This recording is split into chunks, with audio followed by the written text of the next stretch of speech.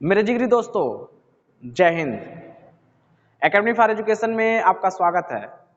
हम daily by daily कुछ ऐसे टॉपिक के बारे में बातें करते हैं जो आपको जानना चाहिए। हम 3 दिन पहले से एसएससी सीजीएल का मॉडल पेपर 2022-23 के बारे में बात करते आ रहे हैं। आज जो बात करेंगे इसका जो एपिसोड नंबर 2 होगा।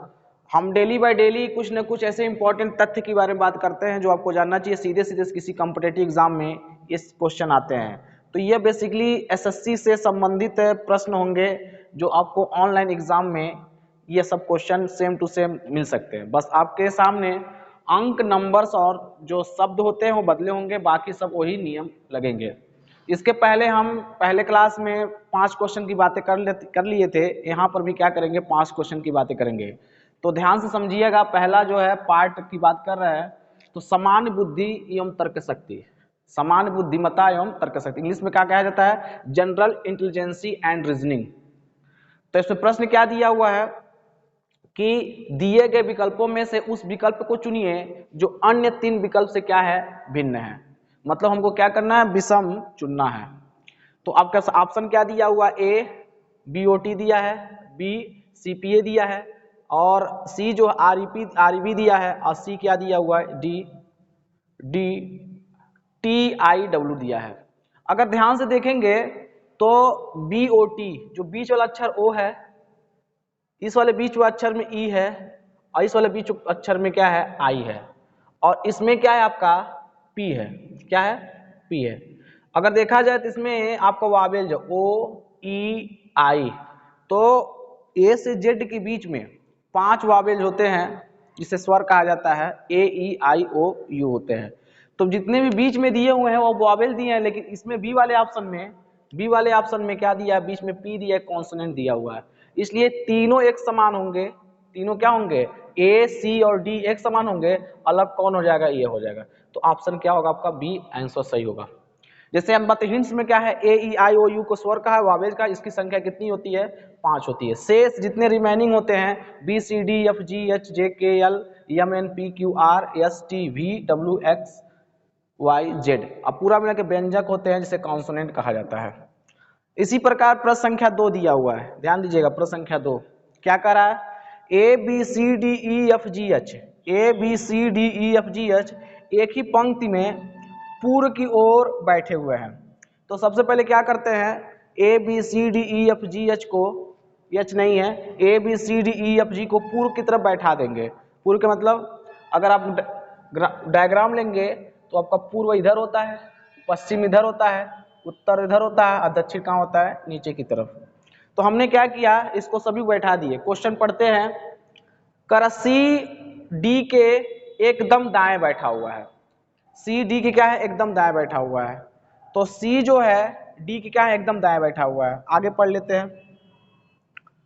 फिर कह रहा है कि बी पंक्ति के एकदम बाएं छोर बैठा हुआ है। बी कहाँ है, अगर दोनों बैठाया जाए तो बी कहाँ बैठेगा, एकदम छोर के बाएं की तरफ। देख रहे हैं ना, यहाँ पर एकदम छोर की क्या है, बाएं छोर बैठा हुआ, और उसके पास ई बैठा हुआ है। तो बी के पास कौन बैठा, ई बैठा हुआ है। तो किसका किसका हो गया, सी हो गया। यहां ध्यान दीजिए, सी जो डी के, डी हो गया, सी के ऊपर डी है, और उसके बाद क्या है, बी हो गया। फिर कह रहा है सी डी के एकदम बाएं बैठा है, बी पंक्ति के एकदम बाएं छोर बैठा, और उसके पास ई बैठा हुआ है। किसके पास ई बैठा हुआ है, बी के पास ई बैठा हुआ है। ई बैठा दिए यहां पर। फिर कह रहा है ई हो गया, इस पर कह रहा है जी ई, जी जो है ई और एफ के बीच बैठा है। तो ई यहाँ बैठा हुआ है, तो जी इसके बीच नीचे होगा, एफ यहाँ पर हो जाएगा। तो बैठा दिए। डी दक्षिण में बैठा हुआ, डी कहाँ बैठा हुआ है, दक्षिणी सिरे से तीसरे नंबर बैठा हुआ है। तो देखिए अगर ए नीचे रहा होगा तो पहला दूसरा तीसरे नंबर कौन बैठा था, डी बैठा था। जो व्यक्ति कौन है, जो एकदम छोर पर बैठा हुआ है। तो ऑप्शन क्या हुआ है, ए ई, ए बी और C B F, F B और सी डी।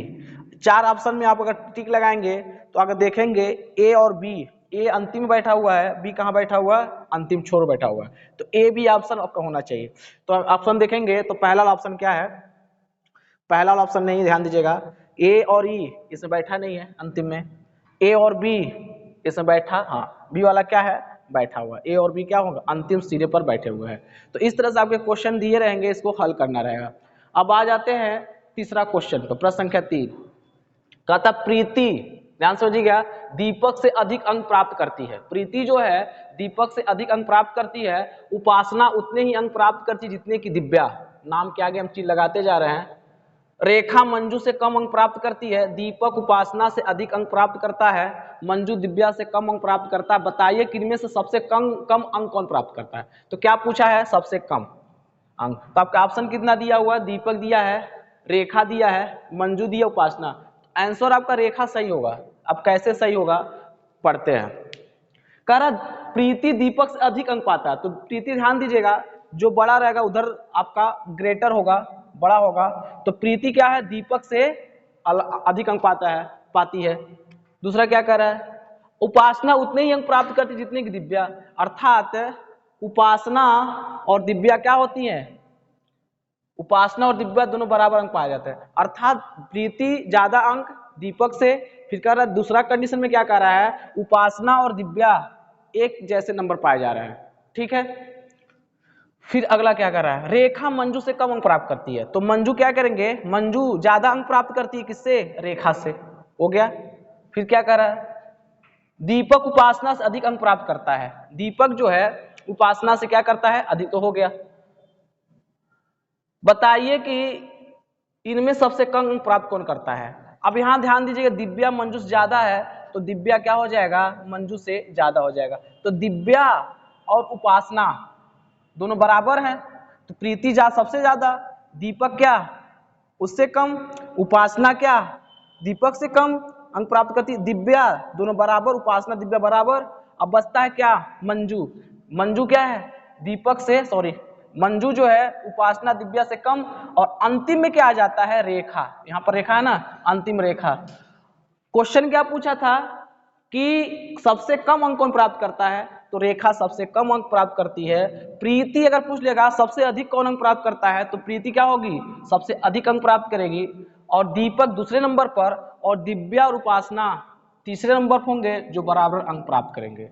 ठीक है, अब मंजू कौन सा, तो इसमें हमको लगता है कि सभी क्वेश्चन अब बन सकता है। इसमें कम पूछा था, अधिक पूछ सकता था, कौन दोनों बराबर अंक पाएंगे, कितने नंबर पर होंगे, या तीसरे नंबर पर कौन सा अंक प्राप्त करेंगे। अगला क्वेश्चन, निर्देश 4-5 में क्या करना है आपको।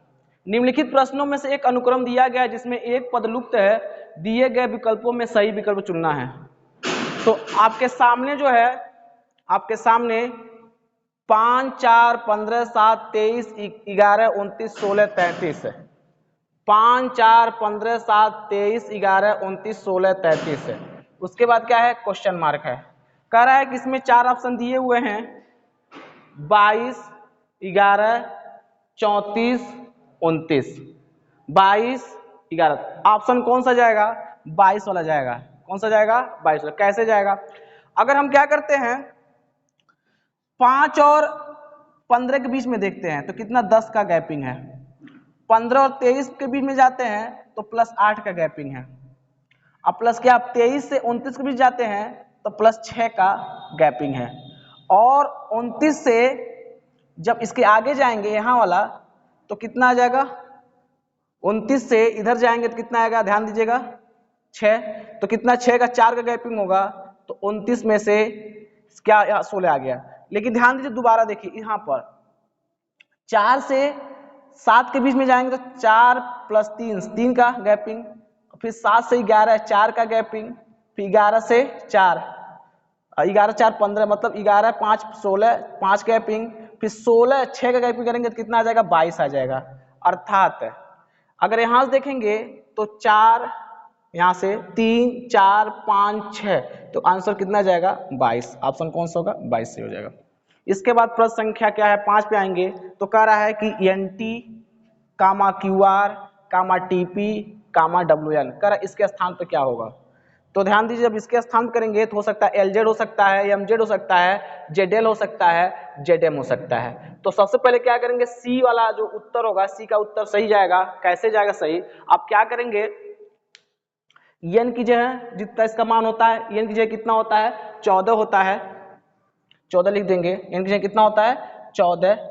T की जगह कितना होता है, 20 होता है। Q की जगह कितना होता है, ध्यान, Q की जगह कितना होता है, 17 होता है। R की जगह 18, टी की जगह कितना होता है 20 होता है, और पी की जगह कितना होता है 16, डब्ल्यू की जगह कितना होता है 23 होता है, और एन की जगह 14 होता है। यहाँ देखिए ध्यान से, ये 14 है, यहाँ 17, एक एक अंक गैपिंग करके, यहाँ 14 है, कितना है 17 है, तो 14 में 3 जोड़ेंगे कितना आएगा 17 आ जाएगा। ध्यान दीजिएगा, फिर क्या 17 3 20, 20 3 23 है, और 23 3 कितना होगा 26 होगा। 26 किसका होता है जेड का होता है, कितना होता है जेड का, तो पहला क्या जेड आ गया। उसके बाद ध्यान देंगे 20 टी का लेंगे, फिर आर का लेंगे, दूसरा दूसरा दूसरा दूसरा सबका, तो टी का 20 है, ठीक है, टी का कितना होगा 20। अब 2 कम करेंगे कितना आएगा 18, 2 कम करेंगे 16, 2 कम 14, उसके बाद क्या आएगा 2 कम करेंगे तो 12 आएगा। अब 12 किसका होता है यल का होता है, ये आपका उत्तर हो जाएगा। ठीक है, तो आज हमने क्या बात की है, समान बुद्धि और तर्कशक्ति के 5 क्वेश्चन बात किए, और ये हमारा क्या एसएससी सीजीएल का मॉडल पेपर 2022-23 का एपिसोड 2 था। इसी तरह से मिलेंगे अगली बार, फिर पुनः 5 क्वेश्चन की बात करेंगे। तो यहीं पे वीडियो क्या करते समाप्त करते, मिलेंगे कल। Thank you.